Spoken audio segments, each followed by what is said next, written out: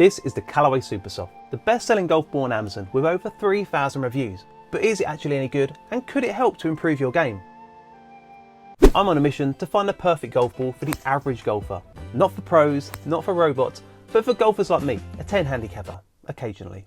Every episode I'll test a different golf ball. We'll look at the specs, test the feel and durability, cut it open with Jeff, and then we'll take it to Trackman to look at the data and to see where it ranks on my longest drive leaderboard.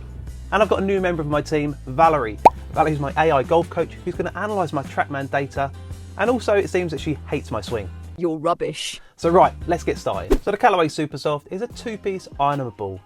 It's got Callaway's 332 hex dimple pattern. The compression is around 38, which is very low, meaning that it's easy to compress at slower swing speeds. So on paper this ball should feel soft and fly high, but low compression doesn't always mean longer drives. So I find one of the most important things about a golf ball is how it feels off the putter. Now Rick Shields does a bite test, others do a wedge test, but I'm going to do a putter test to see how it sounds off the putter face. So what would this ball feel and sound like with my putter?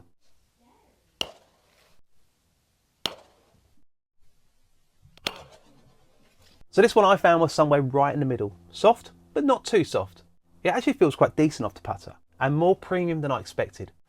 I could definitely see myself missing some 2-footers with this ball. Now it's time for a durability test, because if you're anything like me, you might hit a few trees on your round, or the occasional cart path, and you probably spend far too much time in the bunker.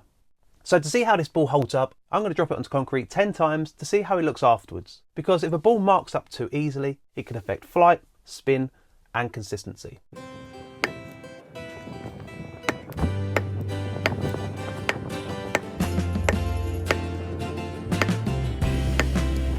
So it does get marked up quite quickly.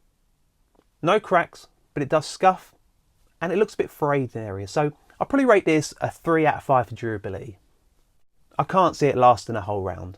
So I took this golf ball down to One Iron Golf in Milton Keynes and tested it on Trackman with my driver, 7 iron and 52-degree wedge.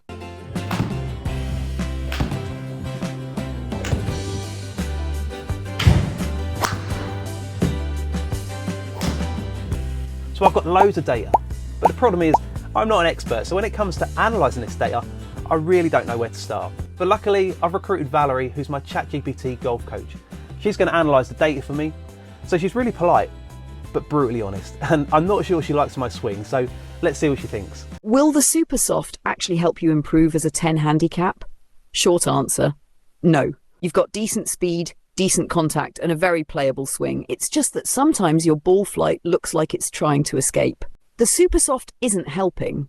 It's exaggerating your misses and giving you wildly inconsistent spin. So while you can't entirely blame the ball for your questionable geometry and occasional farmer's slice, you can upgrade to a ball that gives you a fighting chance. The Supersoft is like showing up to a Formula One race in a Honda Jazz. It'll get around the track, but it's not helping you win anything.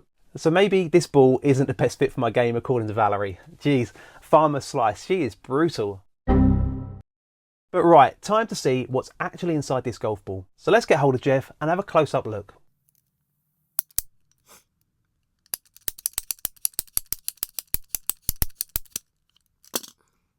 So there we go, that's the core inside, and you can see that outer layer is really thick. So that probably explains why it feels so soft off the putter but doesn't generate enough spin around the greens. And when you compare it to a Pro V1, you'll see how thin a premium golf ball's outer layer looks like and how the inside of a premium golf ball compares to the Callaway Supersoft.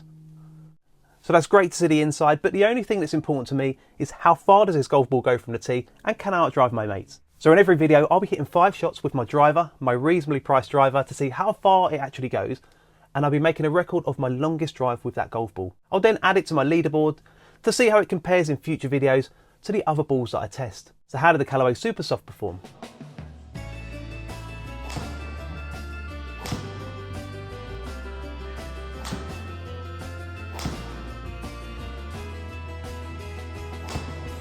So the Callaway Supersoft goes a total of 264.3 yards. Look, I'm not the longest hitter, but currently that puts it at number 1. But let's be honest, it's the only one on the list so far.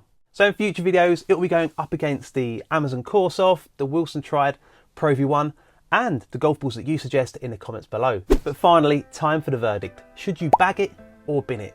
So if you're a beginner golfer or you've got a slow to moderate swing speed, then you should definitely bag this golf ball. It's got a soft feel, it's forgiving, and it's long enough. And I found it quite confidence boosting with the sound of the putter face. And also it's cheap enough so that you won't cry when you lose one. But this one's not for me according to Valerie, so I'll be binning it. If you want help choosing your next golf ball, then grab my free golf ball buying guide in the link below, or scan this QR code. If you found this useful, then make sure to subscribe and comment below which golf ball should I test next, and I'll catch you in the next one.